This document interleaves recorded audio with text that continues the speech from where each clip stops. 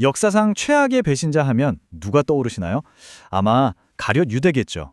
근데요, 오늘은 그를 그냥 나쁜 놈으로만 볼 게 아니라 일종의 심리 분석 케이스로 한번 보려고 해요. 어쩌면 우리 모두에게 있을 수 있는 아주 위험한 결함에 대한 이야기거든요.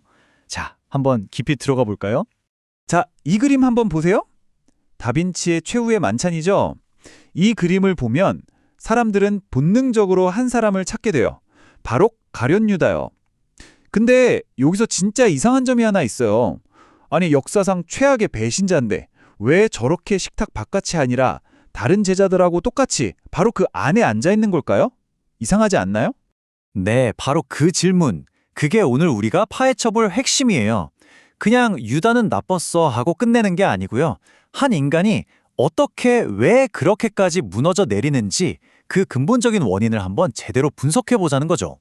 이번 분석의 가장 중요한 키워드는 바로 자기중심성입니다. 근데 이건 그냥 내 것만 챙긴다, 이런 단순한 이기심하고는 좀 달라요. 훨씬 더 깊은 얘기인데요. 뭐랄까, 세상의 중심이 바로 나가 되는 거예요. 내 생각이 기준이 되고 내 기대가 전부가 돼서 심지어 신마저도 내 계획을 이루기 위한 수단으로 만들어버리는 그런 아주 뒤틀린 상태를 말하는 겁니다. 자, 그럼 이 자기중심성이라는 게 그렇게 신뢰받던 내부자, 유다의 삶에서는 대체 어떻게 나타났을까요? 먼저 그의 아주 역설적인 위치부터 한번 살펴보시죠. 이 표를 보면 진짜 소름 돋을 정도로 흥미로운 게 그의 겉과 속이 완전히 달랐다는 거예요. 밖으로 보기엔 어땠어요? 예수의 핵심 제자였고 심지어 돈주머니를 맡을 만큼 신뢰받는 사람이었죠. 하지만 그 속은요? 이미 영적으로는 마음이 떠나 있었고 몰래 공동체 돈에 손을 대고 자기만의 왕국을 꿈꾸고 있었던 겁니다. 이게 바로 위선이죠. 이렇게 겉과 속이 완전히 다른 사람이었다면 그의 내면은 도대체 어떻게 무너져 내렸을까요?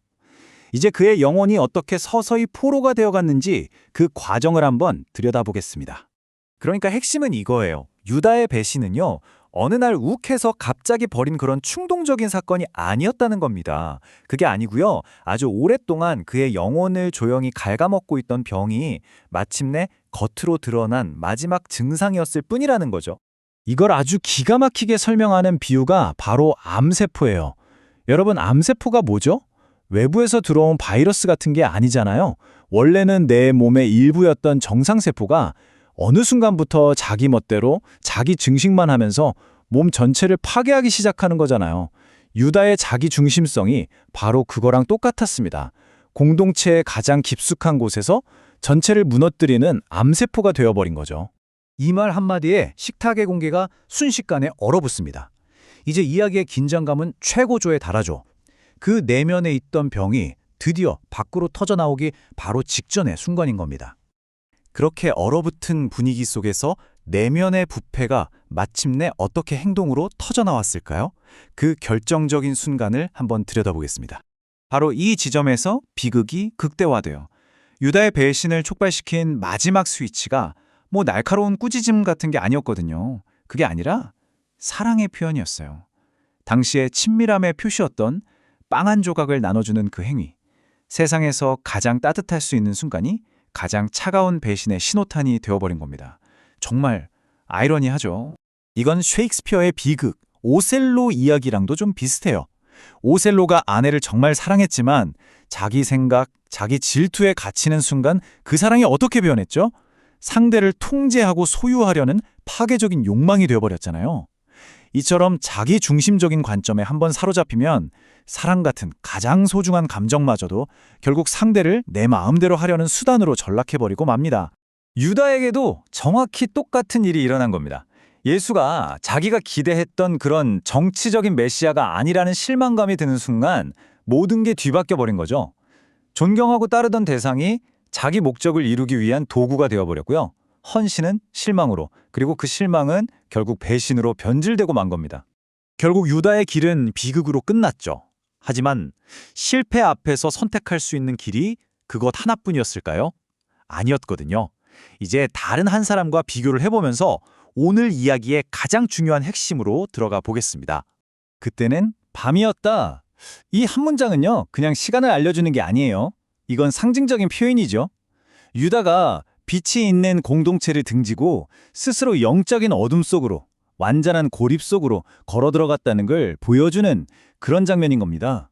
자, 여기가 오늘 이야기의 심장부입니다. 유다 그리고 베드로. 둘 다 정말 끔찍한 실패를 저질렀죠. 하지만 그들의 운명은 완전히 갈렸습니다. 왜 그랬을까요? 유다는 후회에 머물렀고 베드로는 회개로 나아갔기 때문입니다. 이 둘은 완전히 다른 거예요. 후회는요, 망가진 내 처지를 슬퍼하면서 나 자신한테만 집중하는 겁니다. 자기 연민에 빠지는 거죠. 하지만 회개는 달라요. 시선을 다시 하나님께로 돌려서 방향을 바꾸고 다시 시작하는 겁니다. 이 그림이 그 차이를 정말 극명하게 보여주죠. 고개도 못 드는 베드로의 얼굴, 죄의 무게가 그대로 느껴지잖아요. 그런데 그는 울고 있어요. 이 눈물은 내 인생 망했다 하는 절망의 눈물이 아니에요. 다시 돌아가기 위한, 다시 시작하기 위한 회개의 눈물이었던 거죠. 그리고 바로 그 눈물 덕분에 그는 다시 일어설 수 있었습니다. 네, 바로 이거예요. 후회는 내 인생 이제 끝났구나 하면서 결과 앞에서 주저앉아 버리는 거고요. 회개는 그래도 지금부터라도 방향을 바꾸자 하고 결단하는 겁니다. 바로 이 차이가 한 사람은 절망으로 다른 한 사람은 회복으로 이끈 결정적인 갈림길이었던 거죠. 결국 유다의 이야기는 그냥 옛날 이야기가 아니에요. 우리 안에 숨어있는 어두운 그림자를 비춰보는 거울과도 같죠. 자, 이 분석을 마무리하면서 우리 각자에게 이 질문을 한번 던져보면 어떨까요? 지금 내 세상의 가장 중심, 그 한가운데에는 과연 무엇이 혹은 누가 앉아 있을까요?